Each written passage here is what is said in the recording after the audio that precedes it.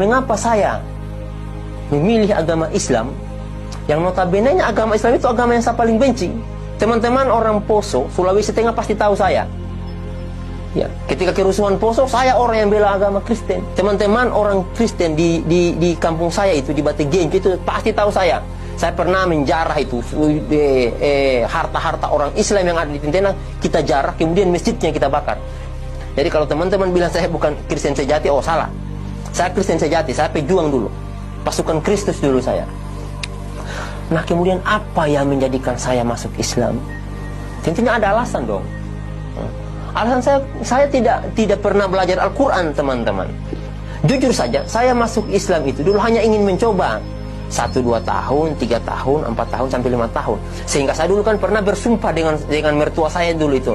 Saya bilang sama mertua saya bersumpah, kalau seandainya 10 tahun masa keislaman saya tidak dapat kebenaran atau agama Islam ini bohong, maka Allah akan matikan saya.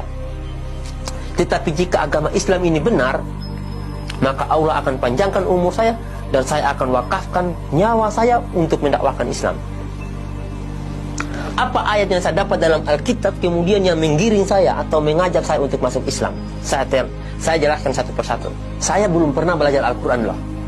Ya, jadi saya masuk Islam modalnya ini. Ini saya masuk Islam demi Allah. Saya masuk Islam karena modal ini, modal Alkitab. Ketika saya belajar Islam itu, makanya kalau teman-teman mau, kosongkan dulu hati. Hatinya kita ini kita kosongkan.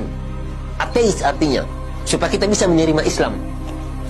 Jadi saya belajar Alkitab ini, saya temukan ayat. Jadi saya paparkan di sini. Ayat yang pertama, poin yang pertama di Yohanes 14 ayat 15 sampai 21. Kita buka ayatnya, ayat 15 dan 16. Ini kata Alkitab. Ini yang menjadi pedoman saya masuk Islam. Nanti akan beruntun tuh. Jikalau kamu mengasihi aku, kata Yesus, kamu akan menuruti segala perintahku. Ini kata Yesus ini. Jika kamu mengasihi Yesus, makanya saya ingin mengasihi Yesus. Saya ingin sayang kepada Yesus. Makanya kata Yesus kepada umatnya, jika kamu mengasihi aku, kamu akan menuruti segala perintahku.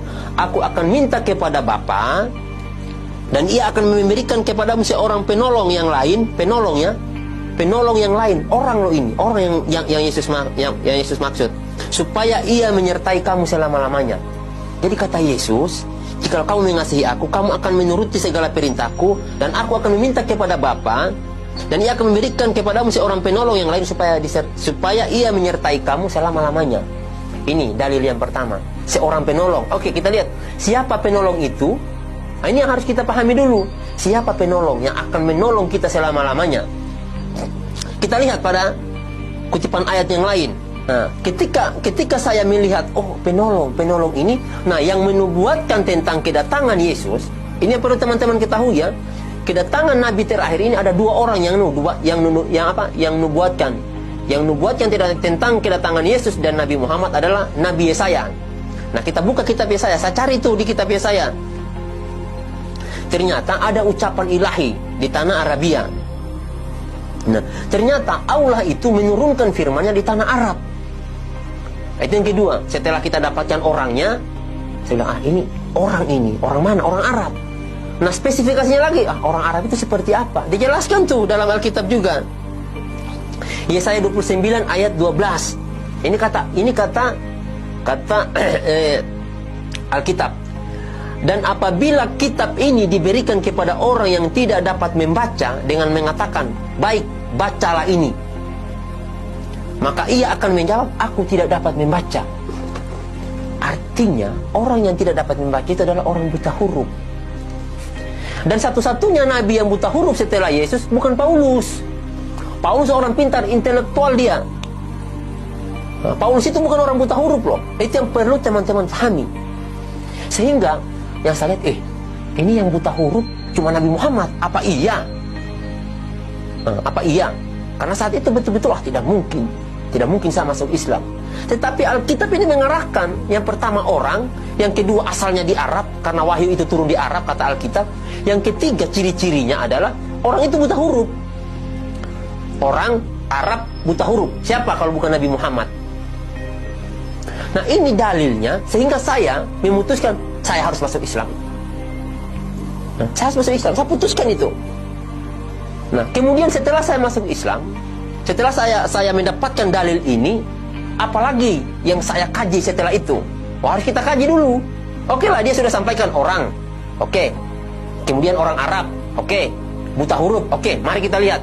Apakah orang yang dimaksud ini bertentangan dengan Alkitab? Saya harus lihat dulu. Jangan-jangan nanti dia bertentangan dengan Alkitab. Oke.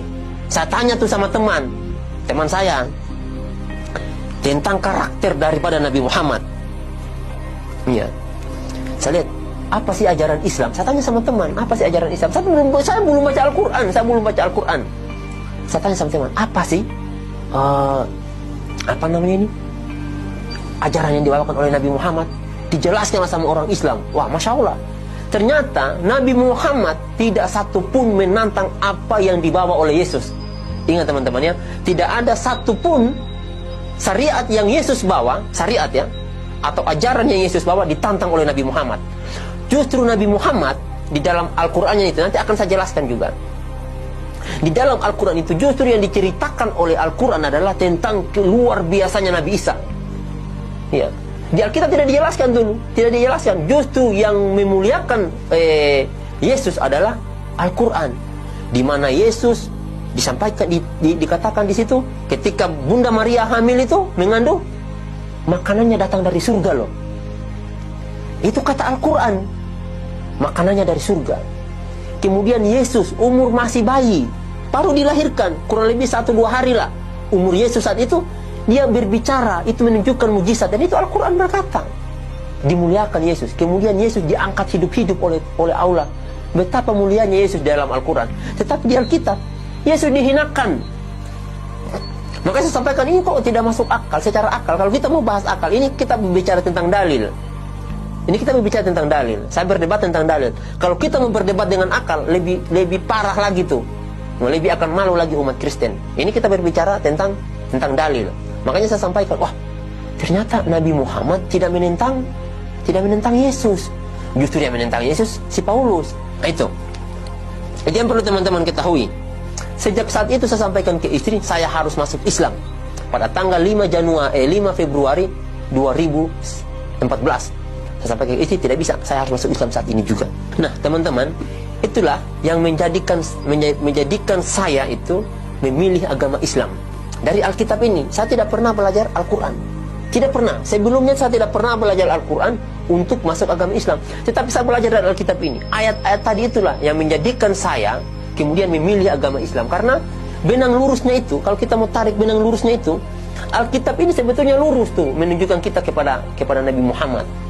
Ya, hanya saja yang menyelewengkan ayat-ayat ini, yang mentafsirkan ayat-ayat ini, yang tidak menyampaikan kepada jemaat itu adalah pendeta. Kalau seandainya pendeta mau jujur nih, mau jujur menjalankan semua perintah yang ada dalam Alkitab, masuk Islam dia. Karena semua perintah yang ada dalam Alkitab ini adalah apa yang dilakukan oleh orang Islam, dan apa yang diperintahkan oleh Alkitab itu tidak dilakukan oleh orang Kristen.